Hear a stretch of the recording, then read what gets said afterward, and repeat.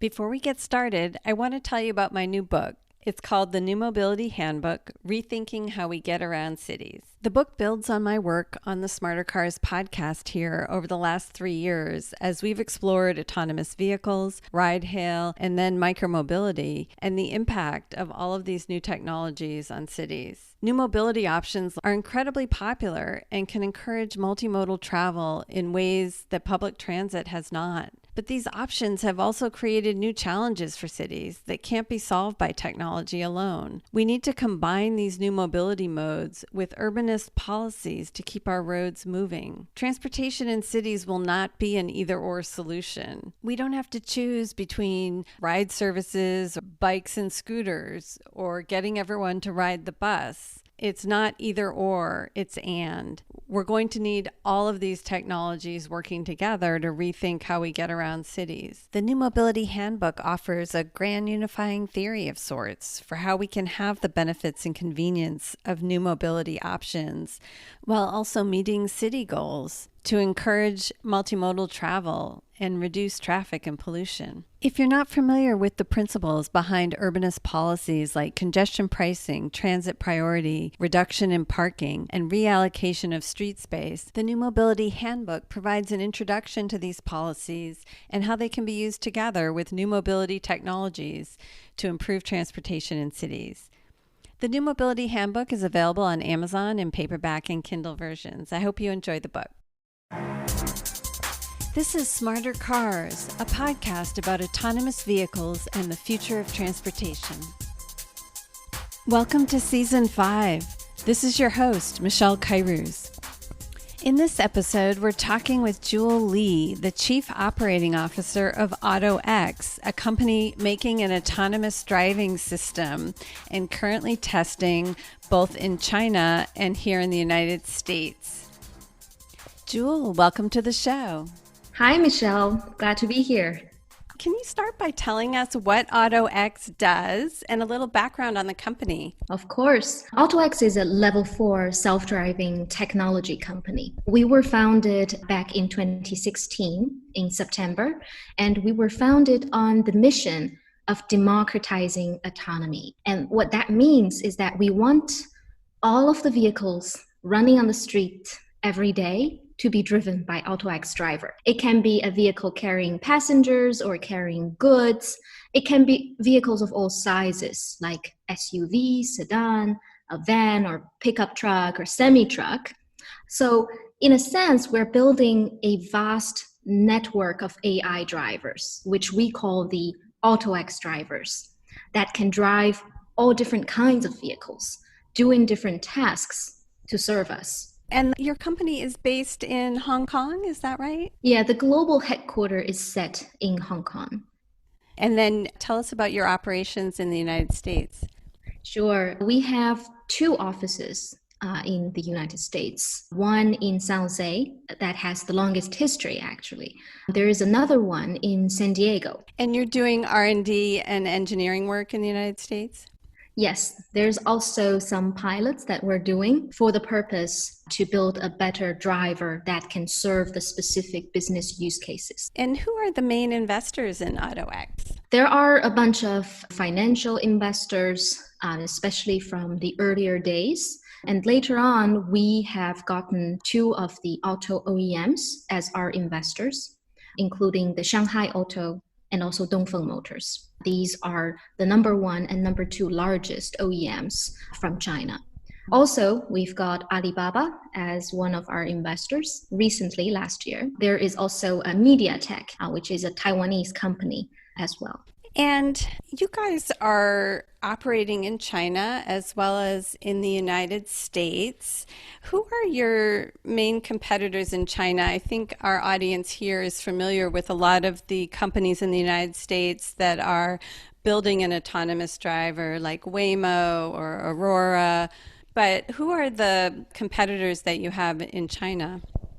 That's a great question. I think when you look at the landscape of the industry, there are a lot of similarities between the US and China market, but the difference is also huge.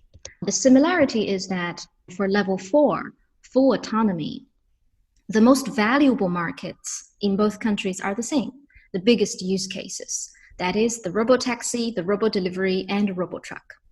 But the difference in the landscape is that the competition in the US is a lot more extreme. There is Amazon now with Zoox. There's Alphabet, there's GM Cruise, Volkswagen, Ford, Argo, and Uber, Apple, Intel, Neural, Aurora. There are a lot of competitors in the US market. We can easily name 10 of them, which have raised a lot of funding, that are having a big operations. But when you look at China market, the competition is a lot less fierce. There are some bigger companies like Baidu and Didi. These are the only two major companies that has a tech background. The others are startups like ourselves, and also Pony.ai, which got investment from Toyota, and very few others.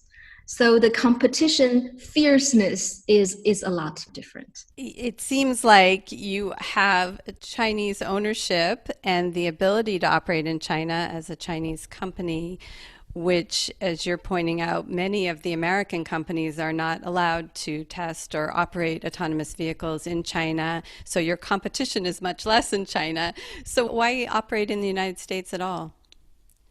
That's a good question. I think we have always positioned ourselves as a global company. That's one of the reasons why we're set in Hong Kong, actually not really mainland China. So with this flexibility, and we're creating the driver, we're also not public news right now, but we're in discussions with other Asian countries as well. For example, Southeast Asia. It's a great market, and the driving style is very similar. They're all similar when it comes to a very populated urban scenario to what we have been accumulating, the miles that we have been accumulating. So another thing is, it's not really like a US company can't operate in China, but when we look at the US companies, they're usually not operating anywhere else in US at this moment. They're only in the US right now, which I understand, because taking a market is already difficult enough. Taking a lot of markets at the same time, it's not as simple as just let's set up an entity and start doing business there. There are some foreign companies in China as well. We have seen Aptiv. Their Shanghai office is very close to ours. It's within like 10 minutes drive. So let's talk about the AutoX driver technology that you guys are building. Tell us a little bit about the stack. Can you tell us about each of the pieces and anything that's unique about it, or decisions that you've made about how to put together your technology stack?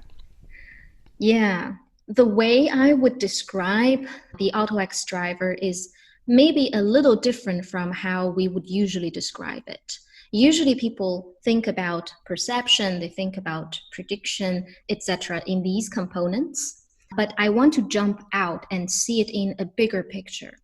So with any AI application, the three major pillars for it is the software or the AI algorithms, the hardware, and the data. So these are the three major pillars, and it goes the same with autonomous vehicles as well. And we need to add one more pillar because it's vehicles. We have to put the vehicle pillar there as well. So all of the perception, prediction, they all go into the same bucket. It's the AI, but it's not the only thing. We have to be very strong in the hardware as well, and take a software and hardware integrated approach that would ensure the highest safety. And data is the fuel.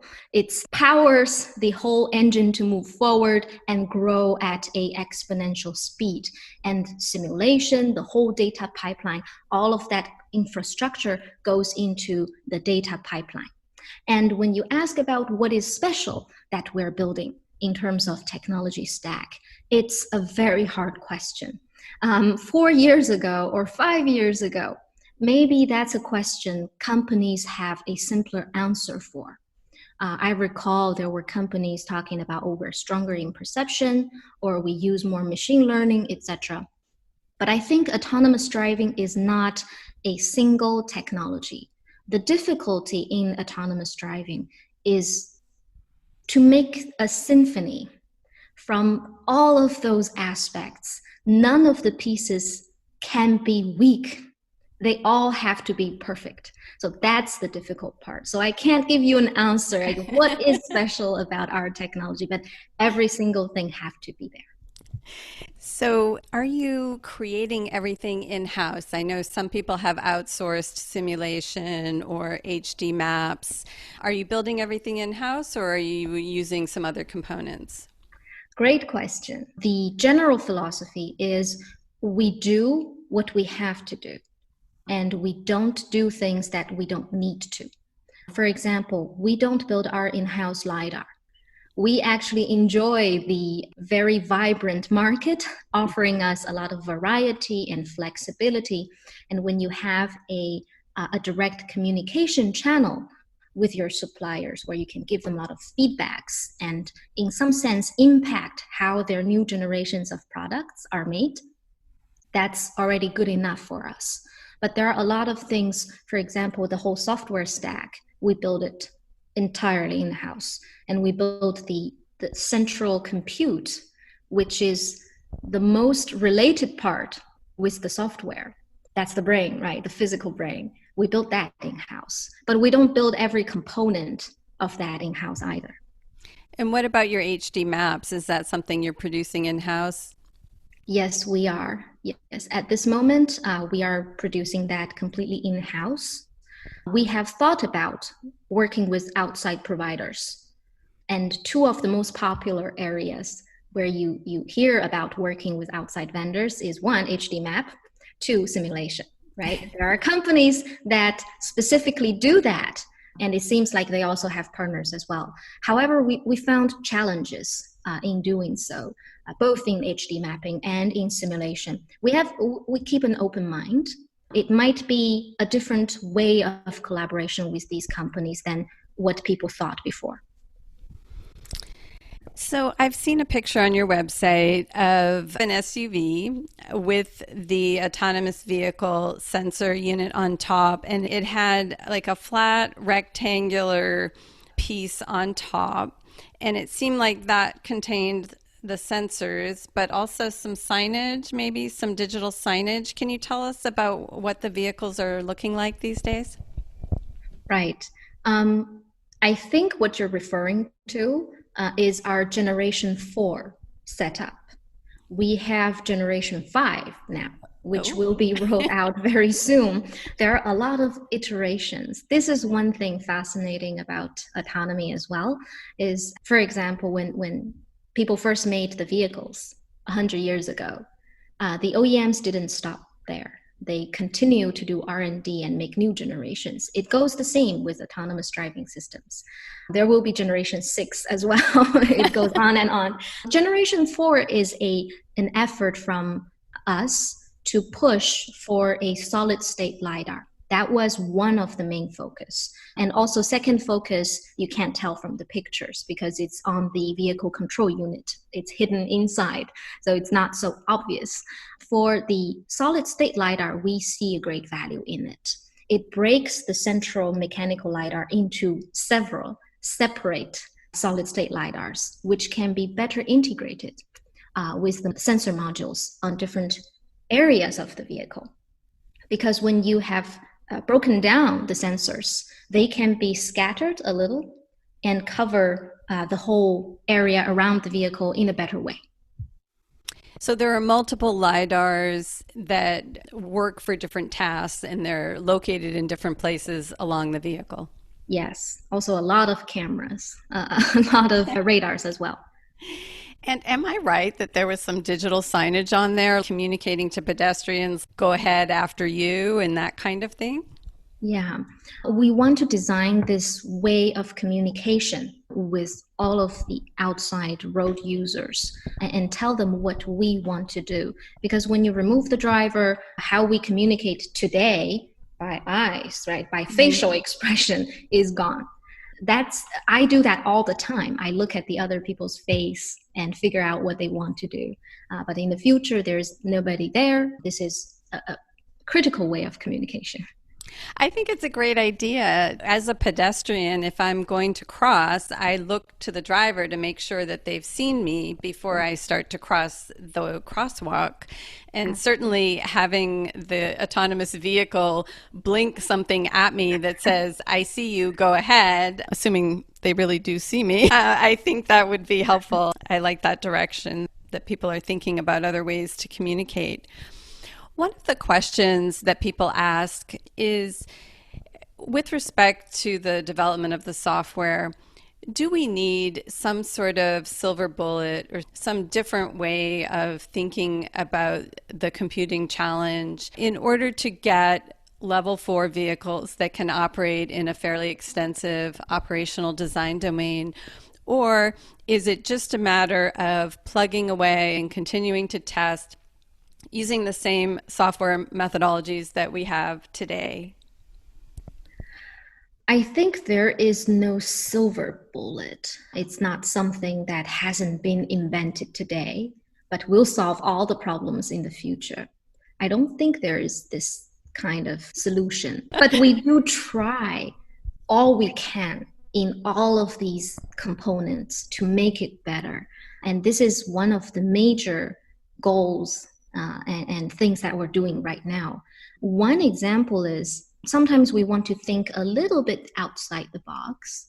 For example, we work with some municipals, both in China and outside China as well. There are certain corners that is just really hard to see. We know that it is blocked. The self-driving car's vision is blocked, and we know how to deal with uncertainties in blocked areas. That is in place. However, if we can be given a different perspective, something else that can help us to see a little bit further on the road, this might be helpful. So this is also something we're trying to do. Take the sensor suite on our vehicle today, maybe put it in somewhere else, on the traffic light, on the pole, on the street, and send some information back to me. Yeah, this is, I think, one of the things that can help reduce the difficulty in urban scenarios. Yeah, there's been a lot of questions around V to I, vehicle to infrastructure communication. The general view in the United States has been that if you require changes to infrastructure, then it will take 30 years before anybody's got enough stuff put out on the roadway to be helpful.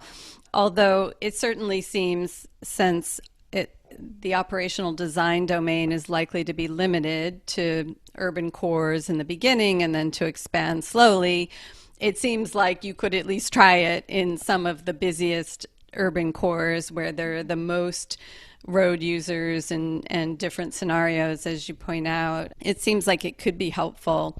One of the questions I had for you in thinking about, and we'll get a little more into your testing in various areas, but how do you see the infrastructure differences between cities in China and cities in the United States? Yeah, I think this is the most well-known differences between the two countries when it comes to autonomous driving and the whole infrastructure in general. The attitude is certainly very different. We have to admit that from the local municipals and from the regulatory perspective. In China, the whole country is quite determined to have all of its infrastructures digitalized. That does not only include the road. They want to digitalize a lot of things, the whole infrastructure in a nutshell. They also want to digitalize the vehicles. So that is one of the biggest wave that autonomous driving is going to ride in China. And it's becoming one of the top priorities for OEMs, for legislators, for everyone. So that certainly does make a lot of difference. A lot of cities are building this infrastructure in the designated areas. What we're trying to do is to give them feedback, because we know they cannot build this expensive device everywhere, covering all the roads. We need to give them feedback on where we need it the most and how we're going to use it. The second point I want to make is that I agree with the industry that self-driving cars cannot rely on V2X. That's for sure. There's no debate there. But we always love additional information, especially if we can identify the places where we need it the most. Our Shanghai robotaxis, for example, they are all connected to the V2X from the traffic light. So we always double check, did we see that correctly, as extra source of information. And so, traffic lights and what other types of infrastructure are you seeing today in cities in China, or do you expect to see soon? Is there special lane marking? Is it more about dividing bicycle riders from cars, or how are the ways that they're thinking about infrastructure different? I love the division between bicyclists and cars. Of course, our vehicle is not going to assume there will never be bicyclists or pedestrians on the road, but it's just really nice. I don't know if you bike. I did before when I was in China, and the smell from all the vehicles was just not bearable to be riding along with them, Yeah. unfortunately. And having the division between the two it's fantastic, and it's certainly safer in any sense. So that's one thing that we love. I also personally experienced some of the very high-tech lane markings. It vibrates. That And I love these things. I love these innovations, and I love to see how we can work with them as well. I think autonomous driving, if it's possible, it's not just the autonomous driving company's thing. It's not just the OEM's thing. We want the whole society to participate in it. and the other communications that could happen, you mentioned traffic lights, but also other vehicles on the road, like the public transit buses. Is China thinking about ways that other vehicles might communicate with each other? The V2V communication, one of the tricky thing is that you can't force every single vehicle to have it. That's a key challenge. And especially there are a lot of non-motor vehicles in China. We've seen the three-wheel things there. I don't even know how to call them. We've seen a lot of them, and bicyclists and of all different weird shapes. You can't force everyone to wear this device all the time, so it's less practical. But there is something that we are in discussion with some municipals, is that when the municipal decide to do some constructions, which happens everywhere, all the time in China. In Shenzhen, where we test, there are roads that look different from morning to noon, after lunch, in the afternoon, and at evening. So it's crazy. So if we can know these constructions ahead of time, it's very helpful. This is something that we can do. It's not that hard. So you are creating an autonomous driving system, but you're not creating a vehicle itself. So tell us a little bit about partnerships that you're having with OEMs and with ride-hail services in terms of how does your technology ultimately get out to the world? Would it be in a vehicle sold to the public, or are you expecting to partner both with OEMs and ride-hail and create a service? Yeah, there are different layers in this ecosystem when L4 is a reality. The first layer is OEM, they produce the vehicles. The second layer is us, we produce the driver. There's also the third and fourth layer, which sometimes people confuse them into one. There's the top layer is where the users can hail a self-driving car. That's your Uber, your Lyft. And in China, that's Didi, that's Alibaba app. We are working with them. That's how you get the users, become a mobility service. But there's also another layer beneath it is who operates these vehicles on the ground. It's not going to be the OEMs operating all of these vehicles. It's not going to be AutoX either. So we also need to work with these local fleet owners. They can be taxi companies. They can be the mobility fleet owners from OEM. For example, actually all of the major OEMs, they have a mobility sub company to do that. This is one of their trials or efforts into the next generation of mobility, right? They don't want to just become OEMs and sell vehicles and then that's it. So we need to work with everyone in the whole ecosystem if we don't want to do it all by ourselves and if we want to scale faster. This is also one of the barriers in business when you want to enter a lot of market. It's one of the difficulties in doing a successful autonomous driving company. But once you get the pieces into place, it's faster. It's a really interesting point that you're separating out the ride-hail mobility company aspect from the fleet operator, because a number of people have made the point here in the United States with respect to Uber and Lyft that they don't own the assets. The drivers bring their own car. Why would they? Yeah, and they can't even really tell the drivers when to show up or where to go or where to drive. They don't even really control the routing of the fleet. I mean, somebody could just turn off their app and then turn it back on 5 minutes later, and you don't control what they did in the meantime. So the routing algorithm as to where you send the car is really quite different from what Uber and Lyft might use today when they don't own the cars and they can't control the drivers. And so I'm not sure where the routing problem, which is quite complex, sits. Does it sit with a fleet operator, with the mobility service? How do those pieces work together? But somebody is going to have to own the autonomous vehicle. And then maybe they lease it to a fleet operator who is in charge of keeping them charged and clean and deploying them to the right neighborhoods so that they can get to people at the right time. Seems like there's a lot there. In China, who currently serves that purpose of having experience as a fleet operator? Usually, the mobility network companies are giants, right? And usually OEMs are also big companies, but not the fleet operators. This is a much more fragmented market where you can own 10 vehicles and become a fleet operator, or you can own 5,000 or 10,000. I think the largest taxi company is somewhere around 40,000 vehicles. That's a lot of vehicles, but still, that's a tiny drop in the ocean in terms of all the vehicles running on the street. So I think this is it will continue to be like that because it's asset heavy.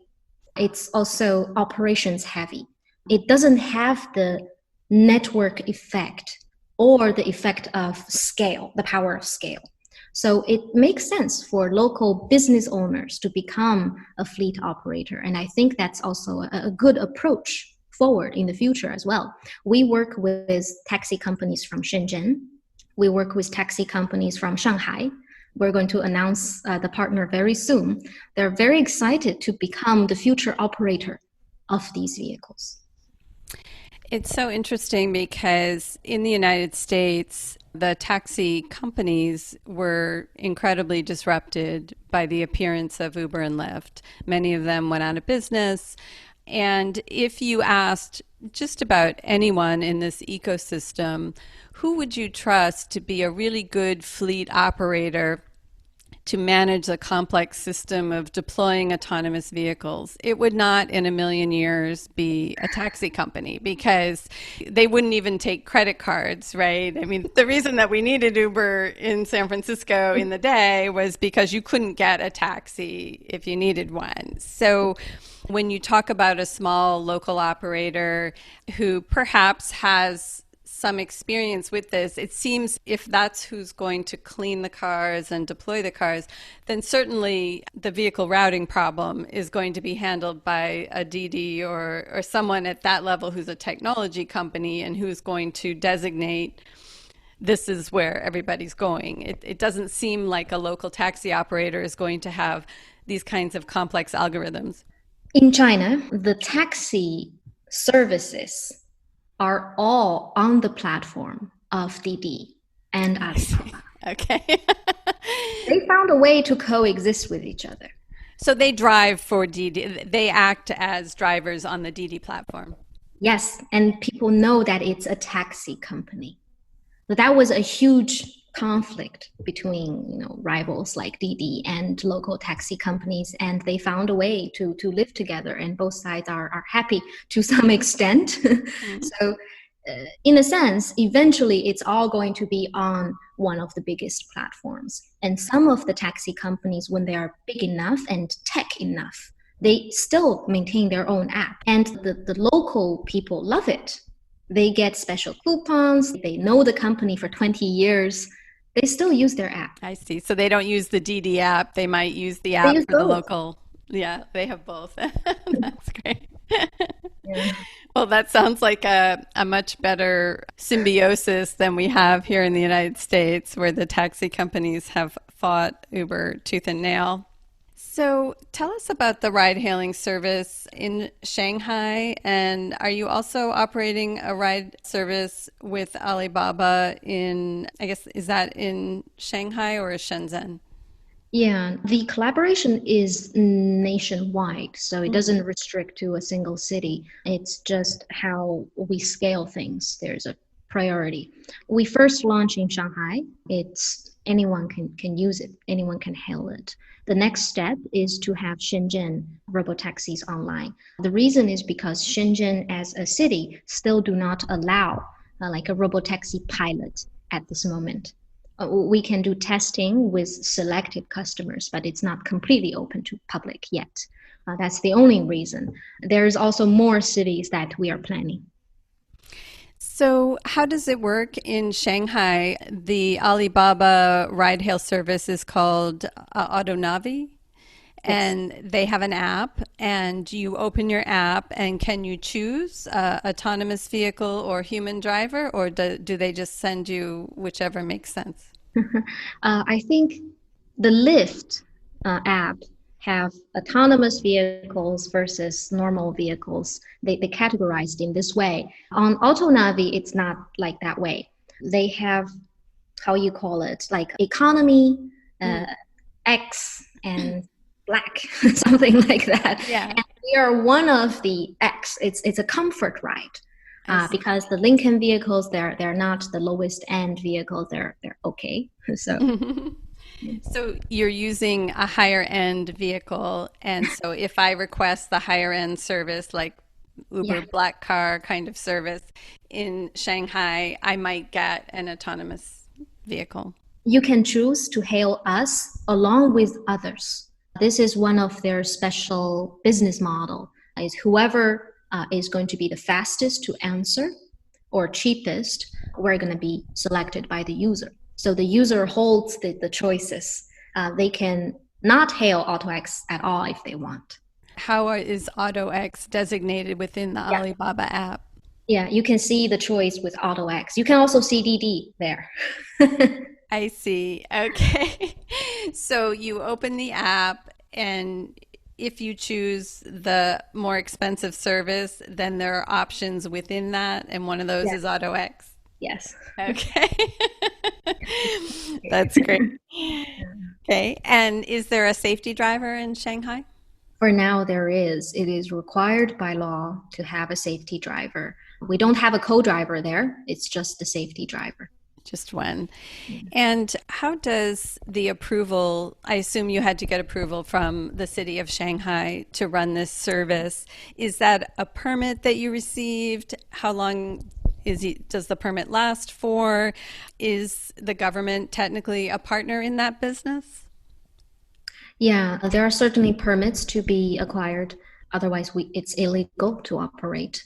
Similar to what we have in California. When we think about US, different states are very different. But let's take California as the example because they are, on my experience, they're one of the most educated municipals in terms of autonomous driving. There are several categories of permits. One type is testing permit, where you have to have a human driver and you can't take outside passengers. The second type is robotaxi pilot permit. To be able to do what we're doing in Shanghai, we have to have this so we can take passengers. But still, it's required to have a driver on the driver's seat. The third type is fully driverless permit, which do not exist in Shanghai today. Hmm. But we just got the California driverless permit, and a lot of cities in China are talking with us as well. I think that's the next step. Yes, I was going to ask you to compare. So Ah, let's talk about Shanghai for a moment. Is the government a partner in your business or do they just provide the permit? oh, they just provide the permit. And what did you have to show to the government to get the permit to operate in Shanghai? What did you have to tell them or show them? And how did that compare to the process in California of getting a permit? In terms of testing permit, I would have to say the Chinese government's permit is harder to acquire. The core concern in both locations is how do you prove that your vehicle is safe, right? That's the core concern. Other than other requirements like insurance, that's Right. the same everywhere. But how do you prove that it's safe? I think in California, the government trusts the companies more. You are self-certifying yourself when you get a test permit. I think it makes sense because as the companies, we are the people who care about this the most. If there's anything that is going wrong, the company takes the responsibility. So this is how it is in California. But in China, the government is taking a more detailed monitoring approach. They need to test us, like how we get a driver permit for us as humans. We go to a enclosed campus where they do testing of different tasks. And for each task, for example, in Shanghai, we had to do, I think, was 50 times repetitively. And if we pass all of it, they would consider you to be okay to do this. For example, a lane change with a pedestrian in the front with 50 meters away while your vehicle is driving at the speed of something. Uh, it's a structured testing scenario, and then they would give you the test permit. And to get the pilot permit, you have to accumulate a certain mileage, demonstrate that it's operating on the public road safely without any accident, etc. Then you get it. And how many miles is that in Shanghai? In different locations, it's different. It's not a high mileage because in essence, the robotaxi pilot permit is not that different from testing permit. So, when you do the closed course private campus test, a lot of people in the United States have suggested the same kind of thing, saying, why doesn't the government do some sort of a test? First of all, did you know ahead of time what the items were that were going to be tested? Oh, they would tell you. Yeah. They tell everybody. They would tell you. It's like when you get your driver's license, we have to know. Yeah. Yes, except when we get our driver's license, it's not on a closed course. So you don't actually know what's going to happen when you drive from here to there. Anything could happen. So it's interesting that they tell you what the test is going to test. The There are some criticism improvisions on the spot. are there, the criticism of this type of testing here in the United States, the criticism has been, well, anybody can teach the car just to pass the test. And I what know. if on the 70th time it hits the pedestrian? Like you can never really know, right? This is the ultimate debate in deployment of autonomous vehicles. You can't really prove a negative. I mean, how do you know when it's safe? How safe is safe enough? How many miles do you have to drive for statistical significance to know that we drove enough miles to say we definitely didn't hit the pedestrian every time? Setting aside government testing, which, as you point out, I mean, they can test all they want, but if you go out on the road and you hit somebody, you're the one who's going to get sued. So there's only so much government test is useful for. But how do you think about that? I have to say I agree with people. it it's very different what they test versus what's going to happen on the real road. We can never simulate what's going to happen on the real road. To some extent, it does give the government a bit of comfort, or at least they know this company is legit to a certain extent, that at least they can pass this bar. I think it works to filter out the companies that are really shaky or they really don't care about safety at all. But for the good ones, the ones with advanced technology, it really cannot differentiate them. It doesn't mean this company scored a 90 versus that company scored an 80. Right. It doesn't work like that. This, it's part of the debate in the United States about the idea, as you say, of self-certification of safety versus pre-market approval, as they have in some in European countries. And in some way, people say, well, the government doesn't really know, and so pretending that they're going to test you and then say, oh, it's all good, it doesn't really add that much comfort. Are there any rules? So we talked about self-certification. In the United States, as you know, at the federal level, we have these federal motor vehicle safety standards, but there are no federal motor vehicle safety standards for the autonomous driving system, for the brains of the car. And this is a matter of huge debate here. Many in Congress have said we should insist that NHTSA go out immediately and start drafting these federal regulations, which would be mandatory. And the reaction is, okay, but how are we going to test it, first of all? Even if we knew what to put in the regulation, and I would say I don't think they do know how to draft what the regulation should be, but even if they did, how would they test it for all the reasons we've just talked about? Are there any nationwide safety standards in China? I think in the US, there is a guideline from NHTSA on 12 core areas of concern related to the safety of autonomous driving. And for example, the California driverless permit approval process use that guideline and check how different companies implement in all 12 aspects. For the based on the experience of our team communicating with the California DMV and other local authorities, I think what they're doing is smart. They're doing it in a very smart way. They're one of the most educated officials about autonomy, technically, that I have ever seen. I think that's because all of the most amazing companies are all here, and they're very aware of the most advanced technology. So that's very comforting, very, very comforting. When it goes to China, I have to say, I think the process is less so, because they listen when they push out these regulations. They listened more to those in other industries rather than people who are coming from the self-driving industry itself. I think this is something that we're trying to change at the same time. They listen to a lot of OEMs, right? Because they're all big guys. They have access to very high levels, but listening to the people who are actually making the system is critical. I think this is something the US is doing very good. So in China, are there an equivalent of the federal motor vehicle safety standards for regular cars? Yes. And then is there a standard, an actual similar standard for the autonomous driving system? A similar in terms of the NHTSA's guideline, but there isn't such a regulation like the vehicle standards. The vehicle standards, we're talking about the US standard, European and China standard, right? The China standard is very similar to that of Europe, but that's not in place yet. So for the autonomous driving system, there are rules, but they are not as specific as for the rest of the vehicle. Yes. And are the rules, are they voluntary? You mentioned the 12 aspects of the guidance that NHTSA has, which is entirely voluntary. Are they voluntary in China, or is there a specific rule that you have to comply with?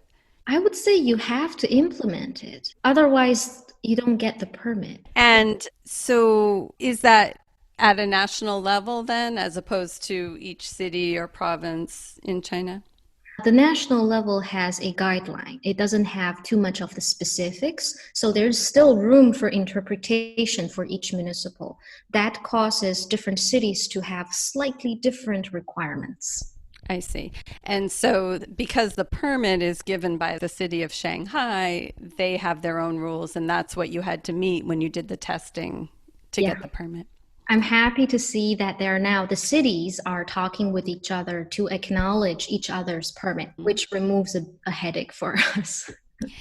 Now, you mentioned the permit to test without a driver in the car in California. AutoX is only the third company to receive such a permit, I think, in California. And you mentioned how sophisticated the California DMV has been in working with companies. What was that process like? You mentioned the 12 areas of safety that NHTSA had articulated. I know AutoX has put out a voluntary safety self-assessment, which NHTSA recommended, but of course did not require companies to do here in the US. And in those documents, typically companies address the different ways that they handle things like redundancy and being sure that there's a fallback position for the car and things of that nature. Did you sit and go through those with the California DMV? Did they ask for any data? Were there a certain number of miles of testing that had to be completed? What did that process look like? Yeah, they certainly did look into all of the aspects and how we implement these things that we put on the application. So there were communications like a thesis defense. There are also, there are also office visits where they would actually check how the vehicle, the system is behaving, especially when it comes to special scenarios. Like if you hear something like hear a siren, how would you pull over, etc. I think one thing that I was impressed with is more, one, they're very technical. They communicate with Waymo or Neural, those companies that has gotten the permit, and also those ones that haven't yet, which will be in the future. The second thing is I like their way of thinking is not just about the AI. That's usually where people think a lot about, but it's not just that. It's the whole systematic approach, how you ensure the safety. Whether or not, how accurate do you recognize that pedestrian? That's one thing. I always call it the upper bound of a system. How good your algorithms are, how reliable your compute is. But we also need to think about the lower bound. There will be cases where you don't recognize something. What are you going to do in that situation? No matter how hard we push on the upper bound, if we cannot push up the lower bound, we cannot guarantee the safety. So, in addition to the permits from the DMV, you also have a permit from the CPUC in California to run a pilot ride service program. The pilot program for the CPUC does not allow you to charge money, but does allow you to transport passengers. Have you operated such a pilot? Yes, we have. It was to local users in the city of San Jose. And we did want the users who are actual users, meaning they're not here for fun, they're not here to just see how it works. They use it to go to shopping, to go to work. We like those customers.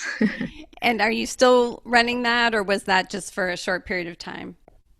It's not supposed to be just for a short period of time, but right now we're not operating it. The reason is because of COVID-19. One other aspect of the AutoX driver is the ability to take the same technology and use it in multiple use cases.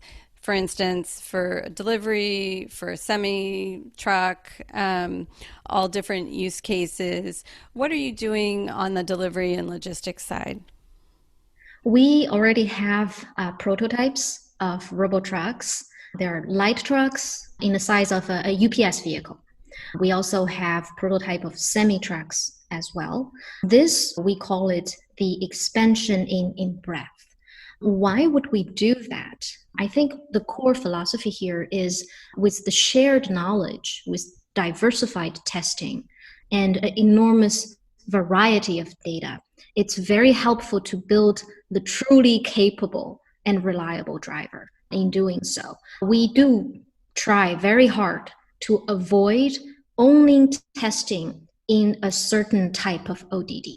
For example, if you only test in a city, or even one highway for RoboTruck, and you believe you have solved the problem, it's very easy to falsely believe that we've solved the problem, but actually not. That would be very dangerous. The engineers, when they build the system, there will be assumptions made that is wrong. So if data is only accumulated in restricted ODD, that's very likely what's going to happen. And robotaxi companies, we see recently kind of a trend, and I see a lot of media, they're very interested in this trend, is that robotaxi companies are pivoting or shifting to robotruck. I disagree with the word shifting. I don't think it's pivoting, it's expansion. Waymo's doing that. Aurora is doing that. It's a pure expansion, and there's a lot of advantage. It's a natural advantage for companies who's made robotaxis to expand into other areas, because it's easier to scale when you have robotaxi in a lot of types of roads, in urban environments. The data quality that you have accumulated is the highest.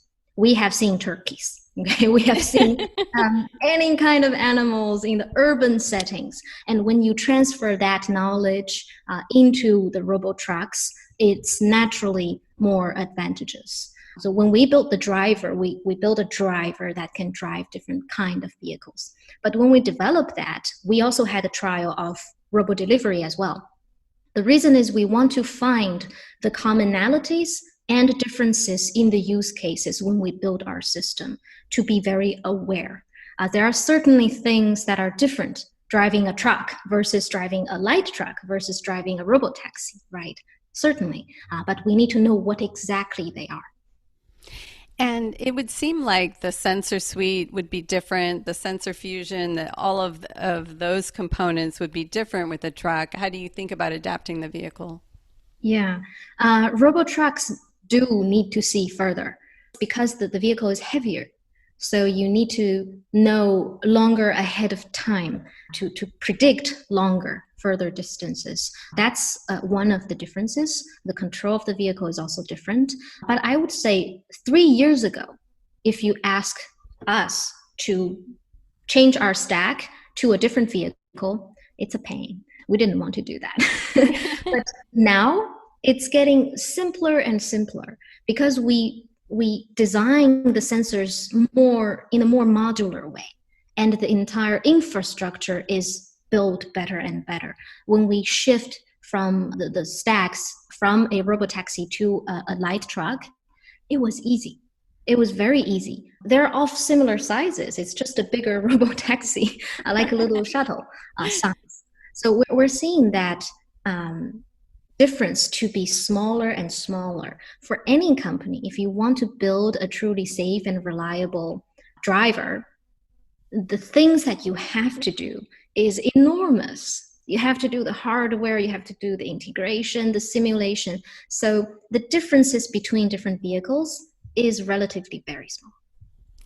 What does the next year or two look like for AutoX in terms of expansion, growth, goals? What are you looking to accomplish? Yeah, for 1 or 2 years, in terms of autonomous driving, that's short term. The goal, so the goal is still super crystal clear to go driverless with more and more vehicles and in bigger and bigger area, not only in San Jose, but also in other cities as well. We're already in discussions with cities. The second thing that we need to do is exactly what we talked about. We already have prototypes of robo trucks and robo semi trucks. So we need to expand further in the logistics as well.